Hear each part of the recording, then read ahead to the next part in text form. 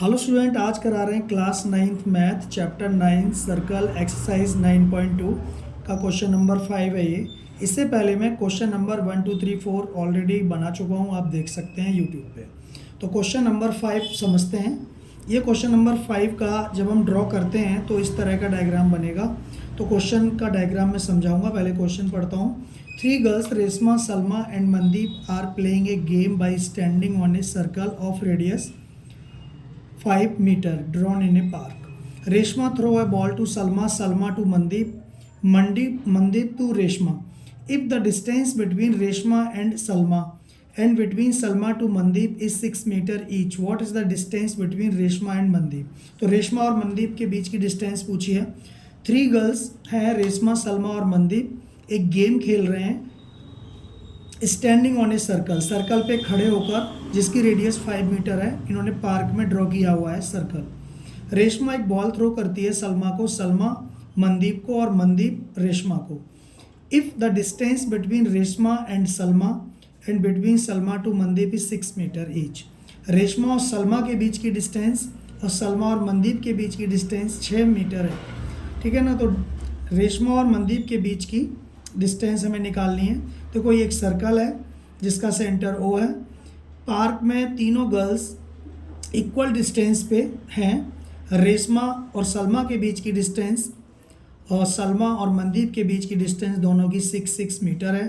तो हमको डिस्टेंस पूछी है रेशमा और मनदीप के बीच की। तो हमने इस तरह ड्रॉ किया है ये, और इस सर्कल की रेडियस 5 मीटर है। तो इस तरह से इसको ज्वाइन कर दिया और इसको भी ज्वाइन कर दिया, ठीक है ना। ये ज्वाइन कर दिया है क्योंकि ये भी रेडियस है और ये भी रेडियस है, ठीक। क्योंकि रेडियस क्या होती है, सर्कल के सेंटर से सर्कल की बाउंड्री तक की डिस्टेंस रेडियस है। तो ये यहाँ 2 रेडियस है, ठीक। तो हमें इनकी मदद से हमें रेशमा और मनदीप के बीच की डिस्टेंस फाइंड करनी है। तो आप देखेंगे कि समझ गए होगे ना। तो आप देखेंगे कि हमने रेशमा सलमा को डिस्टेंस को ज्वाइन कर दिया, और सलमा और मनदीप को, और मनदीप और रेशमा की बीच की डिस्टेंस को ज्वाइन कर दिया है। और यहाँ से एक परपेंडिकुलर ड्रॉ किया है ओ से पी तक, और उसको आगे एस तक अपने ड्रॉ बढ़ा दिया है। तो आप जानते हैं ये रेशमा और मनदीप के बीच की डिस्टेंस एक तरह की कोड हो गई। और जब सेंटर से कोड पर परपेंडिकुलर ड्रॉ करते हैं तो कोड को 2 पार्ट्स में डिवाइड कर देता है वो। तो यहाँ से R P equal to P M है, ध्यान रखना। R P equal to P M है, इसका यूज़ होगा। तो सॉल्यूशन करते हैं। R P equal to P M.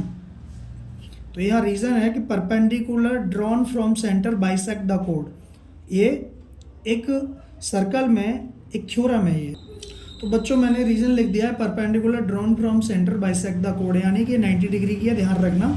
और R P equal to P M है। तो बच्चों अब हम इस ट्राइंगल में अपना ध्यान फोकस करते हैं। ओ आर एस, इसमें O R equal to O S है।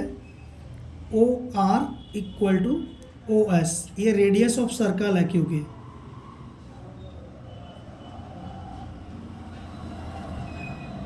ये रेडियस ऑफ सर्कल है, ठीक है। तो ये आइसोसेलेस ट्राइंगल हो गया। Therefore triangle O R S is isosceles triangle. ये आइसोसेलेस ट्राइंगल है। सबसे पहले हम आइसोसेलेस ट्राइंगल की हाइट निकालेंगे, ये परपेंडिकुलर हाइट। तो इसलिए इसको ज्वाइन करना है, यहाँ पे ज्वाइन कर रहा हूँ मैं इसको, ठीक है। इसको ज्वाइन कर दिया तो परपेंडिकुलर हाइट तो परपेंडिकुलर होती है, तो 90 डिग्री का है ये।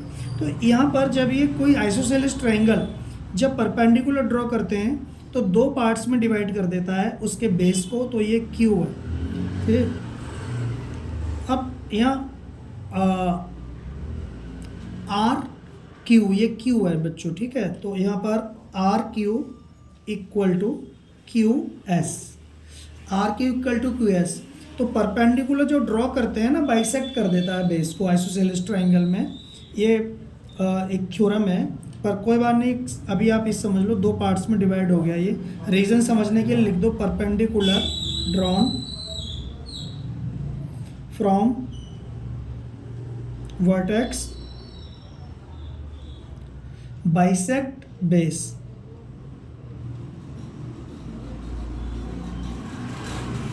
इन आइसोसेलेस ट्रायंगल। ठीक है, अब इस राइट एंगल ट्रायंगल में हम लेंगे और सबसे पहले हम इसकी हाइट निकालेंगे। हाइट इसलिए निकालेंगे क्योंकि इसका एरिया निकल जाएगा, और जब एरिया निकलेगा तो हम ये डिस्टेंस निकालेंगे और उसका डबल कर देंगे तो ये आ जाएगा। ज़्यादा बड़ा क्वेश्चन नहीं है, हो जाएगा। तो in right triangle O R Q, ये क्यू है, थोड़ा बड़ा सा ले रहा हूँ, O R Q by Pythagoras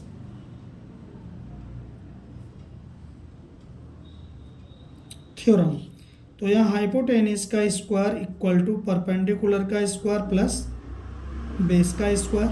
इस ट्रायंगल में ये भी 90 है तो ये भी 90 हो जाएगा। तो यहाँ ये 5 है बच्चों, ये तो यहाँ हाइपोटेनियस ये है, ये वाली होगी। तो हाइपोटेनियस क्या है, 5 का स्क्वायर, परपेंडिकुलर ये है, हमें निकालना है ओ क्यू का स्क्वायर, और बेस क्या है, ये 3 है बेस बच्चों, 3 हो जाएगा ये दोनों, और 3 का स्क्वायर। तो 25 equal to O Q square plus 9। तो 9 इधर ले आओ, 25 minus 9 equal to O Q square. 25 में से 9 जाएंगे तो 16 बचेगा ओ क्यू स्क्वायर। तो ओ क्यू इक्वल टू हो जाएगा, स्क्वायर रूट ले लेंगे इसका 16 का, तो 4 हो जाएगा बच्चों। ठीक है, 4 equal to O Q. O Q जब 4 आ गया तो एरिया ऑफ ट्रायंगल, थोड़ा बड़ा कर लो इसको,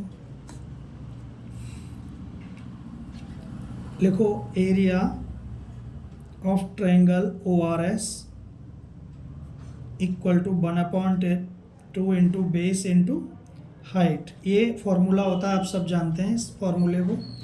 तो एरिया निकालने के लिए 1/2 इंटू बेस क्या है इसका, पूरे ट्रायंगल का नहीं निकाल रहे हैं ना एरिया ओ आर एस का, तो बेस पूरा लिया जाएगा 6, और इंटू हाइट इसकी हम निकाल चुके हैं ओ क्यू 4।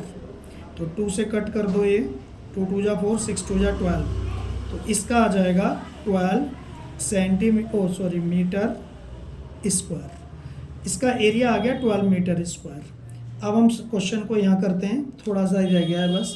अब हम इस ट्रायंगल का बच्चों एरिया एक बार फिर फाइंड करेंगे इस ट्रायंगल का, लेकिन इस बार बेस ये होगा और हाइट ये होगी।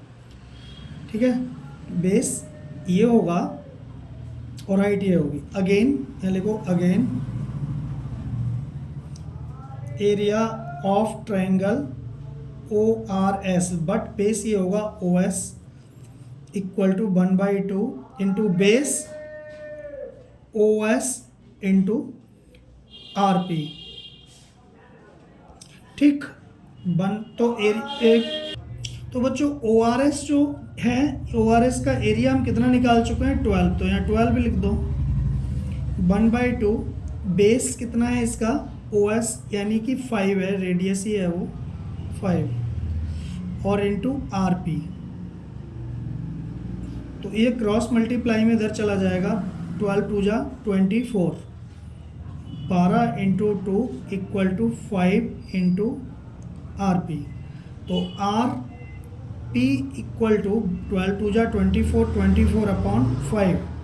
ठीक है, 24/5 हो जाएगा। तो इसको लाइन कर दो ऐसे, तो 24 से 5 में डिवाइड करेंगे तो हो जाएगा 4.8 इक्वल टू आर पी। तो आर पी आ गया 4.8 मीटर। ठीक है ना, तो आर पी मैंने कहा था R P equal to P M है, यहाँ पर ऑलरेडी है। तो अगर हम पूरा निकालेंगे तो 2 से मल्टीप्लाई करना पड़ेगा।